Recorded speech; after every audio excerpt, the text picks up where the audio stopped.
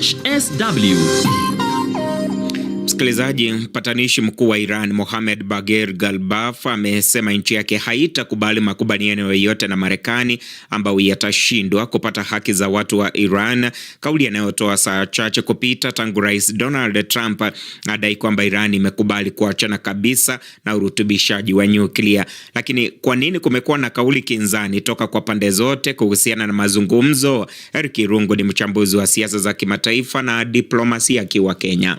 Ile vuta nikuvute kidogo ni jambo ambalo ni la kawaida katika mazungumzo ya hali kama hii, kwa sababu kuna tofauti ambazo ziko katika haya mataifa. Haya ni mambo ambayo yanaleta ugumu mkubwa sana, hasa katika kutekeleza mazungumzo.